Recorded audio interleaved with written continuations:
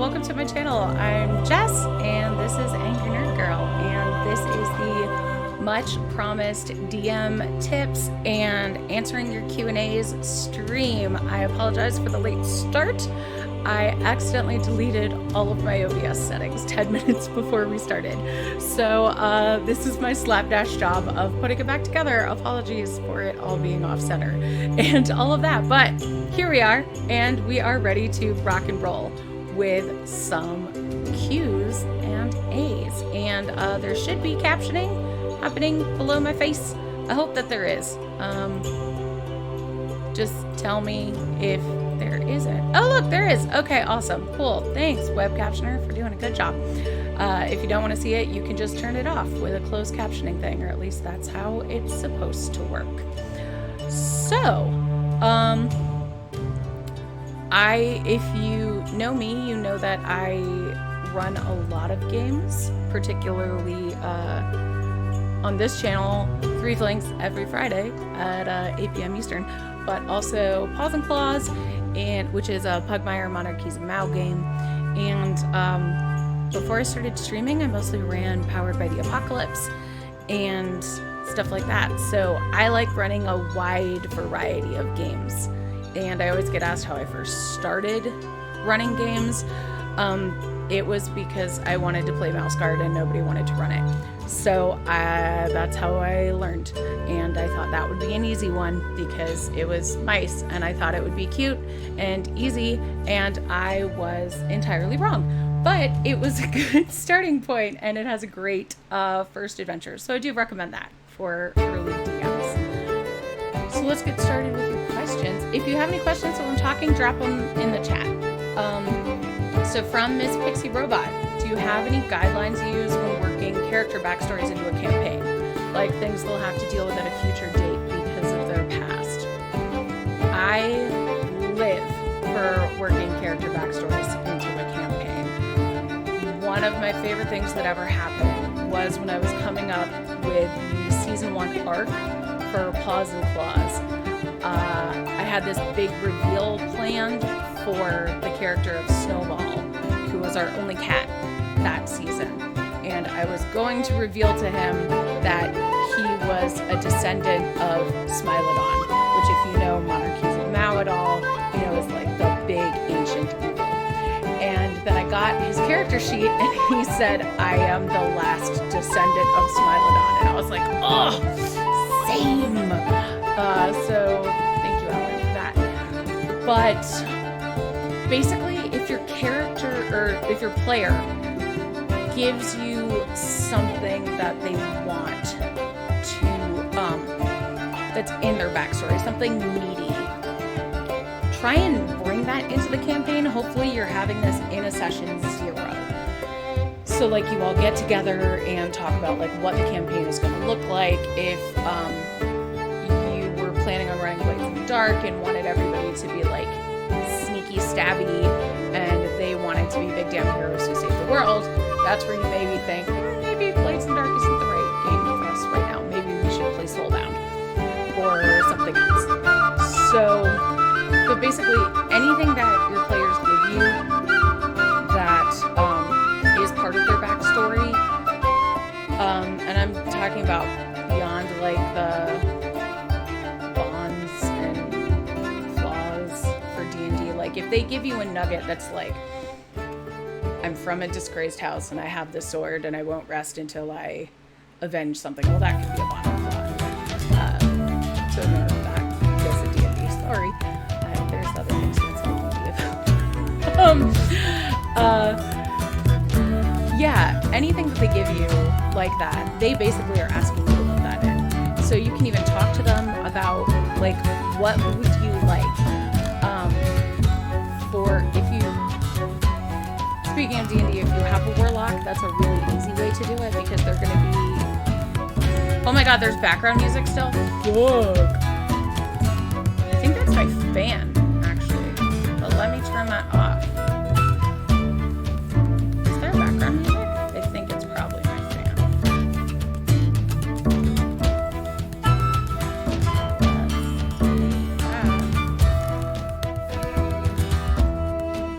Is there still music?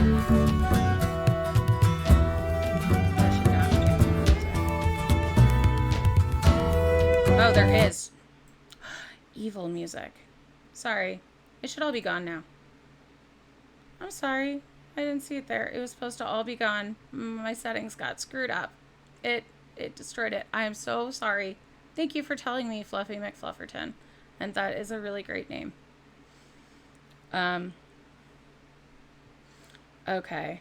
Wow, thanks a lot, OBS. Anyway, um brain. Sorry if you're watching this on YouTube. I'm not editing it out.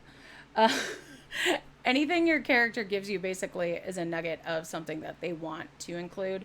So ideally, session 0, you plan around it. If not, find ways to pull it in, whether it's a long lost relative coming to visit them, whether it's someone from their past showing up, whether it's they go to a village and their best friend that they haven't talked to forever is just there and nothing's wrong. They're just hanging out.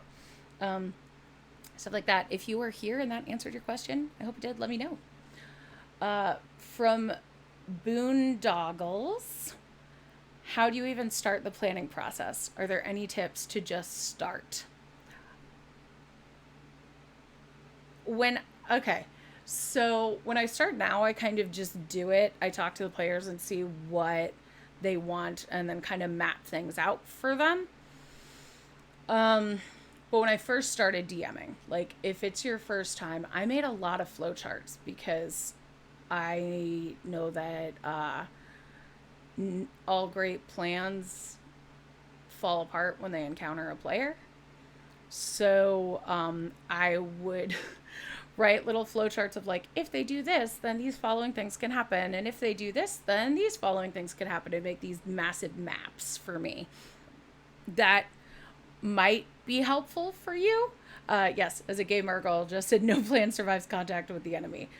I don't like to think of the players as the enemy. We're making a story together, but they can be good at derailing the things that we have planned for them.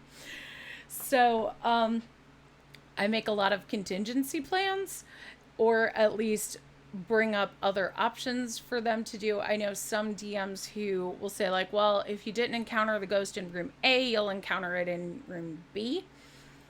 I like having something more exciting in room B. Like if you, maybe you just miss out on the ghost unless the ghost is very important and is needed to deliver information for them. If they really need to talk to the ghost, find a way for them to talk to the ghost. Like, even if they miss the big blinking sign that says like important NPC quest giver here, they can move. Anybody can give them the information they need. So yeah, just find a game that you love, like a system you love, something that inspires you. Maybe the art inspires you and you're like, I want to create something in this world. And then just introduce it to other people and see like, what kind of game would you want to run in this? This is what I love about it. What do you love about it? Even if you're just introducing it to them.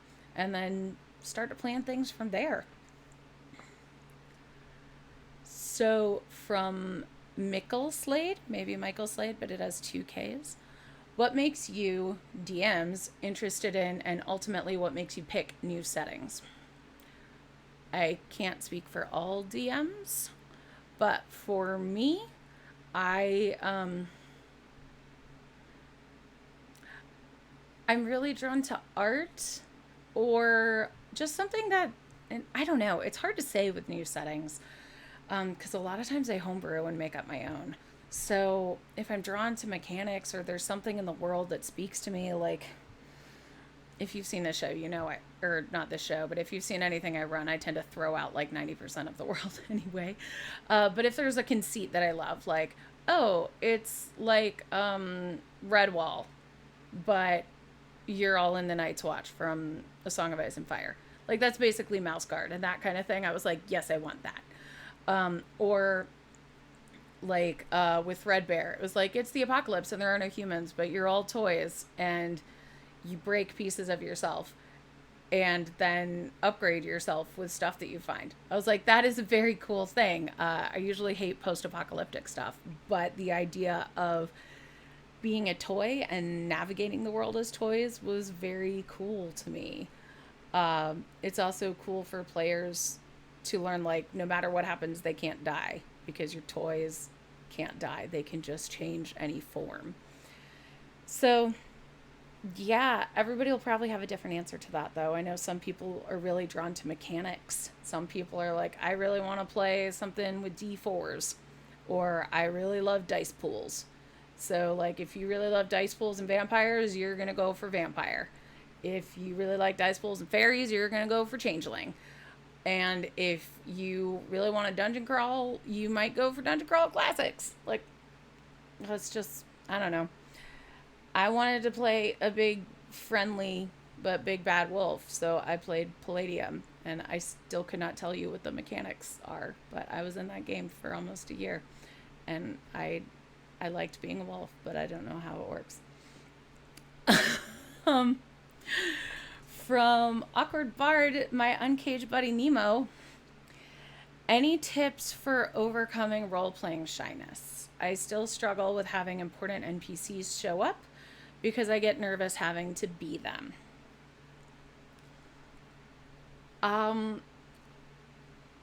So my answer for this might be a little different than others because I have a performer's background. I was an opera singer a million years ago, and in my day-to-day life, I'm a therapist, social worker, so I talk to people I don't know all the time. I mean, I get to know them.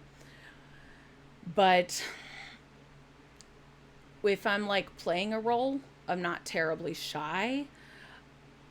The real thing I want to tackle is the idea of an important NPC. Because for me, when I'm creating something, there are no important NPCs. The players are the important people. NPCs might have important information. They might have important mechanics. They might have items that players need.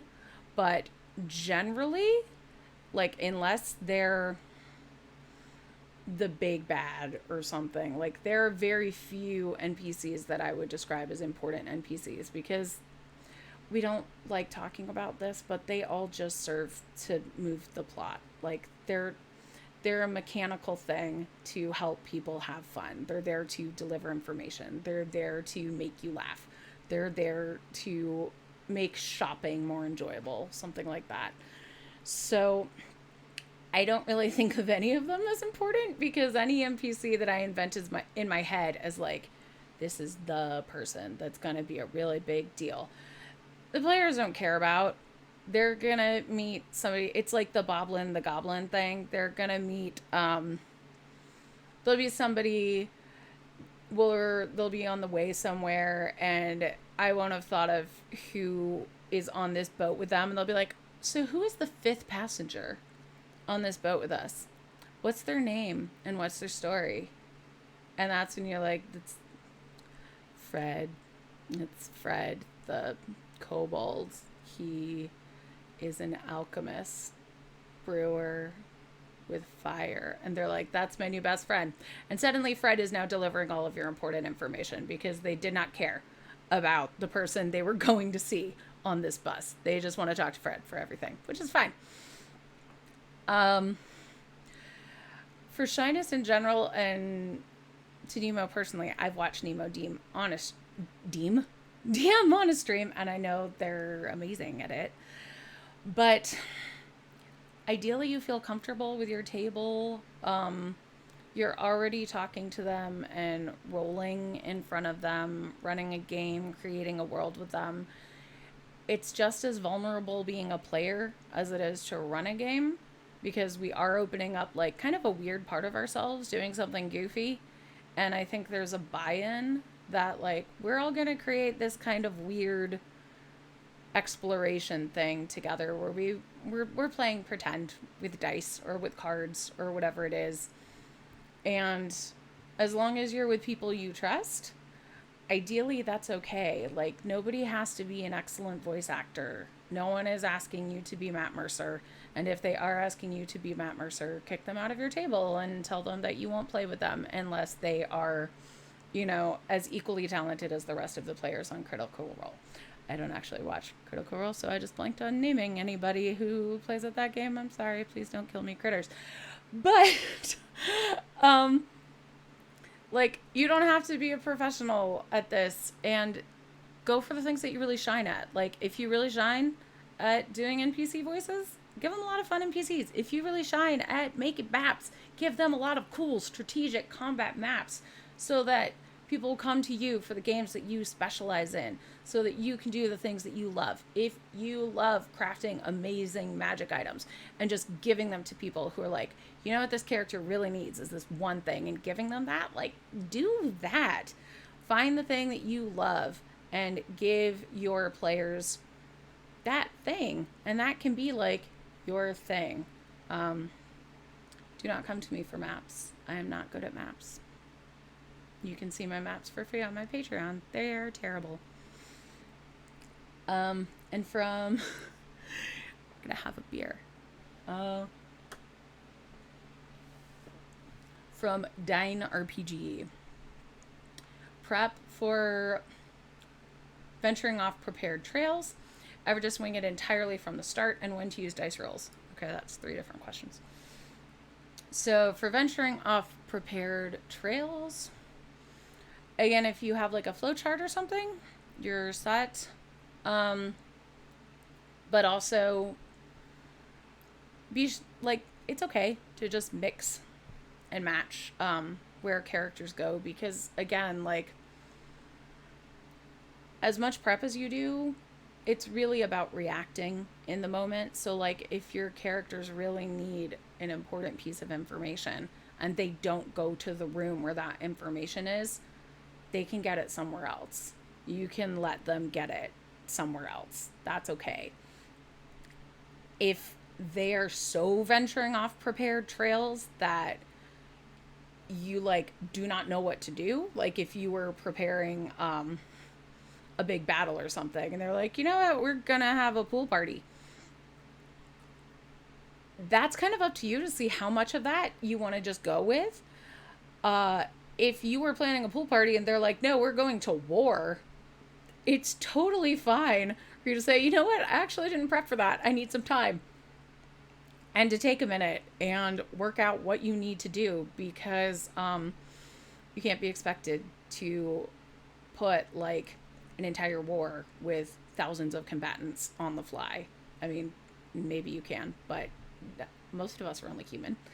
And I don't think your players expect you to just like have that. And I know some players who like to test their DMs and kind of push and see how much they'll allow. So if that's the kind of thing that's going on, it's okay to take some time. Or I know a lot of DM or GM advice people will say like, punish that player. And I don't love doing that, because the player is a person, and if you really feel like you're being pushed or tested by a player who is absolutely not buying in, just talk to them like a person. And say like, is this really the campaign you want to do? Like, are you still interested? How could I suit your needs more? Is this still the game that you want to be playing? And maybe talk to the whole table. Is this still the game that we want to be playing? There's nothing wrong with having more than one session 0. Like if you're doing a big campaign, doing a session 0.5 or a 0.75 or something, just to kind of check in, see how everybody's doing, making sure they're still on board. This is not about abusive players or players who are actively targeting or harassing you or other people in the campaign. Absolutely feel free to kick them out of your table, because you don't need that, and nobody else at your table needs that. And if you're a player and you see that happening, feel free to step up and say something. Don't wait for the DM or GM or storyteller or guide to do all of that. It's okay as a player to say like, hey, that's not cool. I ventured a little bit off of the topic of that question. Sorry. So ever just wing it entirely from start? Absolutely. More to that venturing off prepared trails. There was one episode of Paws and Claws where I knew that I just had the 3 male characters, and they were all very outdoorsy. They'd been in the city for a long time, and they'd all been talking about how they wanted to go out to the country, or out to the forest. And I was like, sweet, we're gonna do a forest adventure. I hadn't gotten to use many forest monsters yet. It was very exciting for me. So I prepped some forest, like, terrain hazards. And then they started the adventure, and they said that they wanted to break into the castle during a party and disguise themselves as the female characters who were nobles, and yes, pretend to be them and go to the party as nobles and talk to the princess. So I had to pull a party out of my ass and live on a stream, and we went with that, and it was still one of my favorite episodes. But yeah, that was definitely me winging it. I don't think I've ever winged a campaign just from the start, because I've never done anything without a session 0. So, and yeah, I've never just set anybody down and been like, so this is what we're doing, let's go. Because apart from the safety tools that you want to establish, I want to know what kind of game everybody wants to play so that I can give them that game and we can play something together. That said, a lot of Powered by the Apocalypse games are kind of just winging it from the start. Like, you might have a basic idea of what you want to do, but if you're doing a one-shot, you create that world together. Like in Dinosaur Princesses, you start by coloring in your dinosaur and then creating the world. In Apillion, you start by drawing a map together of the world of Apillion and then working out character bonds. So when I've run those, it basically was winging it, but I don't think of it that way because we were collaborating and coming up with the world together. And then based on what they told me, I planned a little adventure from them right there. When to use dice rolls. If it's interesting, and I know that's so dumb, but I try not to roll dice for NPCs unless, obviously if the character is casting a spell on them or something and they have to save against it. But, like, I'm not sure if this is asking when I use dice rolls or when I make the players use dice rolls, so I'll answer both. And this is the last question I have in here, so if any of you have questions, drop them in the thing. Yeah, I make characters roll dice if... Oh, there's Kitty out my window. Sorry, it's very cute. I make them roll dice if it's statistically, like, if it's something that they're either not skilled at, so there's a high chance of failure. Like, I've heard of DMs who have made players roll a die to turn on a light switch, and I cannot express how upset that makes me. Your character knows how to turn on a light switch if they're in a setting that has light switches. So yeah, if it's something that they do daily, like opening a door or getting dressed, I don't make them roll for that. If it's something that they are not used to, then I would have them roll. If it's the kind of game where you are even rolling dice, you don't always use dice. If you're playing Wretched and Alone, you are drawing cards and pulling from a Jenga tower. Bye, stranger kitty. Yeah, so like,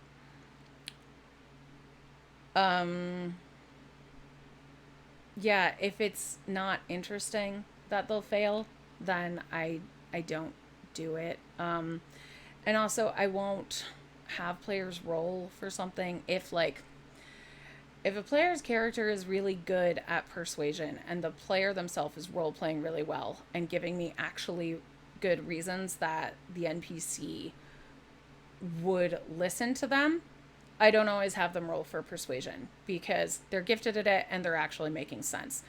I don't think it's fair at that point to say like, well, you got a 2. And with your +7, that's not enough. Because it's not interesting to me. It might be interesting to you. But I don't do that. I will just let it slide. If you've been watching Three Flings, you might say this is different from how I occasionally do things on Three Flings, and that's because part of the goal of that show is to as realistically as accurately represent the adventures in the Uncaged anthology as possible. So even if there's something written on the page that I would not do as a DM, I will do it for the purposes of that adventure to show what it is. We're not altering the adventures in that. And if we do, we talk about it on the Patreon show afterwards. There have only been like 2 very, very minor situations where it's come up, and both of those were like content warning type things that we like lines and veils stuff. So yeah, that's why if I run some games differently than I just on that show than I would at my home table. When to use dice rolls as a DM?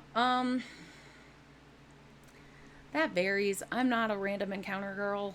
I use them in Three Flings if they're there. I like random encounter tables. I like writing them.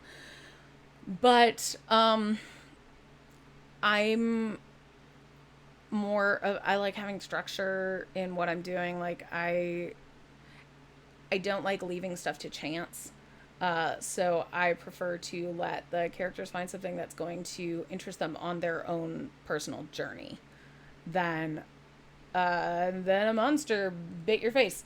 That does sometimes happen, but it's not just 'cause. I like it to be for reasons. Sometimes the reason is life isn't fair, but that's a different kind of game. That happens a lot in Warhammer Fantasy. Also, as a GM, use dice. If you're NPCs, use dice because they're like nerfed player characters or super pumped up player characters. They have to roll to hit and to save just like anybody else. Yeah, that's about. I don't do random treasure rolls unless I'm really pressed for time or don't know what to do. So if you've seen me do that, I think that happened once on Princesses Save Dragons where I was really pressed for time and at a loss. I was like, just give me a number. And they got some random treasure. But I'm not proud of doing that. So yeah, that's about it. I hope that answered that question. No one else has put any questions in the thingamajig, so I think that's all. But basically just remember we have this idea of the DM or the guide as like this big important person who has a grand plan. And some may view them that way. I like to think that we're people too, and we make mistakes, and we're players too, and our fun is just as important as everybody else's fun. There is this idea that the DM or the guide is responsible for everyone's fun, and oh boy, that's a lot of pressure. I like to think that we're all having fun together, and it is so hard to make people have fun. I don't know if it's possible to force people to have fun, but it sure is a lot to ask of one person. So ideally, treat your DM or guide like a player. If you are a DM or guide, give yourself a break and remember that you're allowed to have fun too. And if things don't go your way, that's okay because you are having fun together as a group and you are creating something as a group.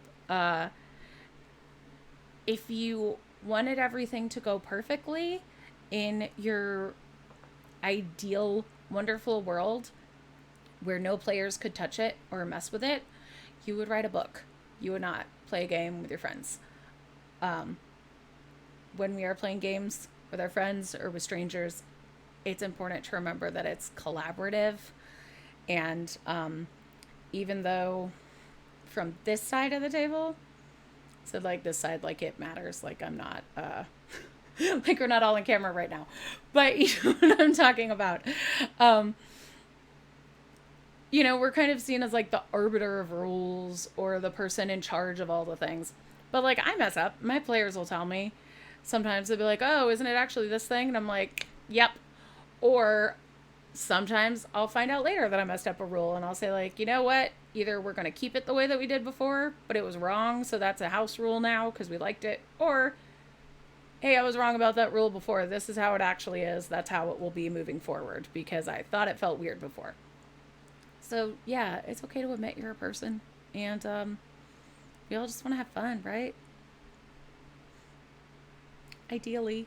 So, if you're nervous about DMing, just give it a shot. It's really fun. It's just slightly more work than being a player because I know a lot of people put so much work into creating their characters and backstories. And if you are one of those people, then you are already ready to run a game. Because you will just be, you do not have to put that much work into your NPCs. Oh my gosh. But, like if you can put that much work into one character, just spread all of that around a little world. And you don't even have to plan that much. You take what the players give you, especially in that session 0, and just kind of build it out from what they want and what you want and make something beautiful together. So thank you for joining. This was the first time I did this. This is the most like loosey-goosey I've ever been on this channel. But if you want to see me do this some more, tell me on my Twitter at miss_jess03. You can donate to my Ko-fi or my Patreon. All my stuff is on there. And you can subscribe to this show to watch this show. This is a channel. You can subscribe to this channel to watch me DM and play games and stuff. So be sure to come back on Tuesday, hey, for the premiere of Season 3 of Paws and Claws, The Lost Tales of Pugmire. We're going to be playing at 7 p.m. Eastern. So I hope to see you there with some good dogs and kitties. Enjoy the rest of your weekend, and thanks for hanging out. Bye, everybody.